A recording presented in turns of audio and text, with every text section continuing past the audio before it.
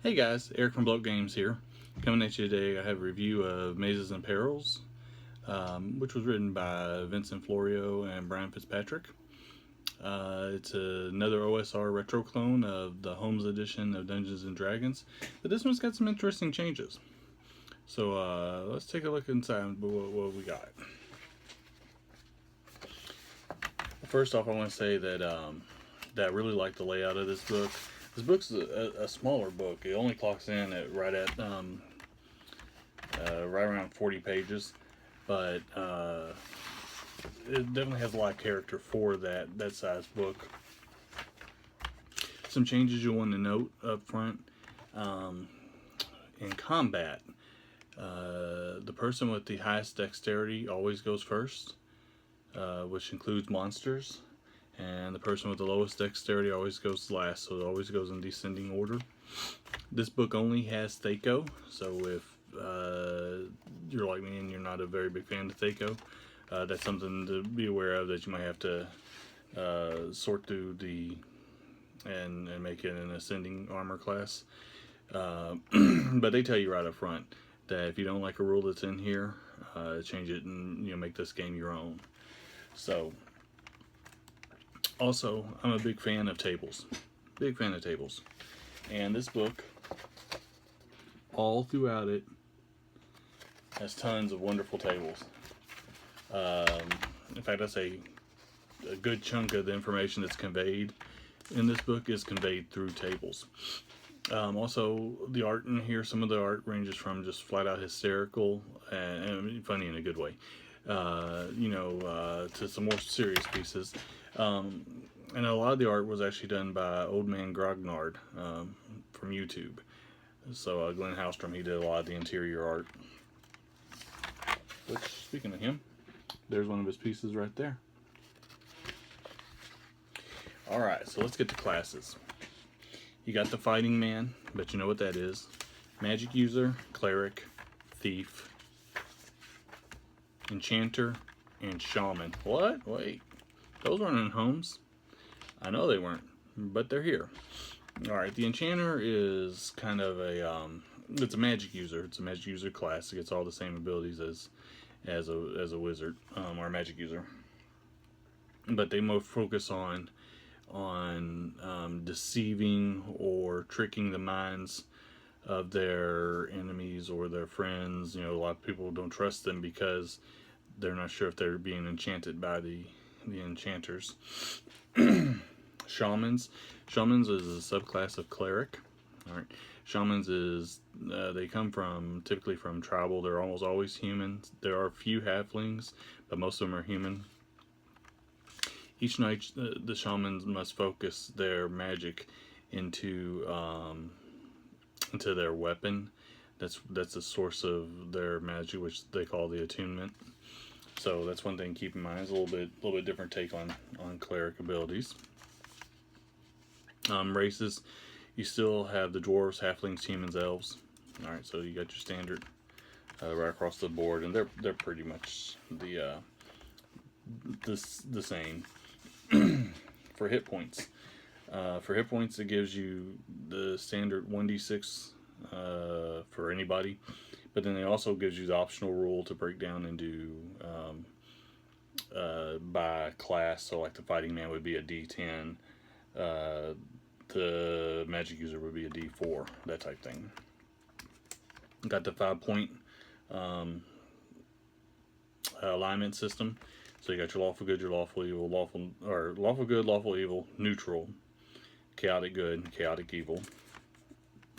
Got your 5 standard saving throws: breath weapons, petrification, death or poison, magic, spells. All right.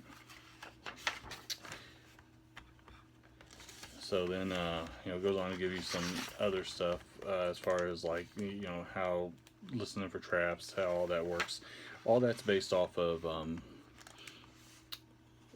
spells. In fact, you get to a list, what they refer to as a list of common rolls in here, and it gives you like which chart to go to. So like for a strength challenge, happens on a D6, and it tells you to see the strength chart.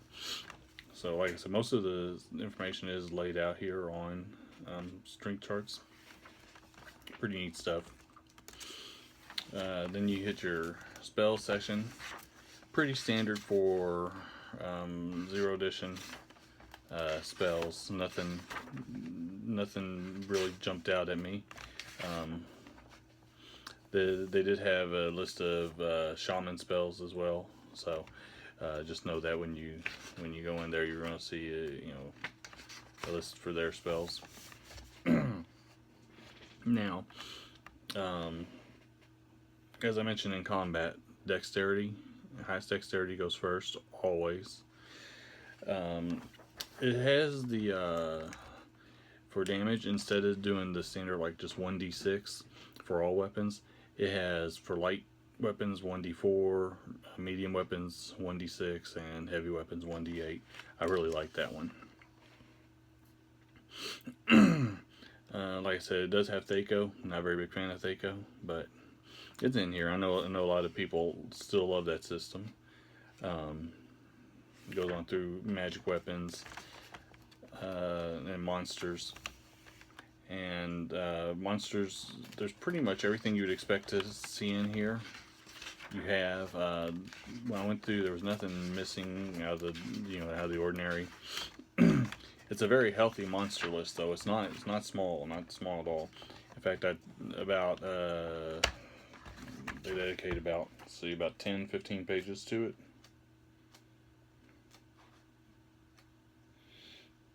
Yeah, about 15 pages. So definitely good stuff there as far as the list of monsters. They also go through and they break down for you. They got these random tables, so if you're making up a dungeon on your own, it tells you what to roll, like based on the level of the dungeon and what you need for your characters to go up against. I found the back of this book really helpful.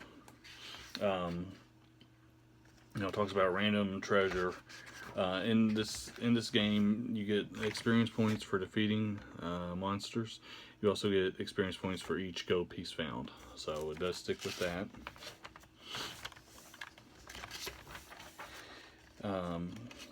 Then when you get towards the back, now this is what's really cool. It's going to have some quick reference tables, which I'm sure you guys have seen before. So this is just repeats of stuff that's spread throughout, but it puts right there for you to be able to use right away. But what's really neat is this. Random Dungeon Adventure. So this gives you everything that you need to run your first dungeon, or even a random dungeon. Right here, they have a nice layout by Dyson Logos, nice dungeon. But over here, this is what's really neat. This goes through, and instead of filling in every single detail about every single dungeon, it leaves it open for you to fill in. So it may give you a description like, let's see, Area 4. A pile of bones and debris have been collected in one corner of this room. And then you can put an encounter and treasure in that room if you want to, but you don't have to. And so you can actually use this more than once, and it's pretty neat that way. I thought that was very good, especially for newer GMs. You get to the back, got the OGL and the character sheet. So all in all, this book's very nice. I do wish that it had been longer.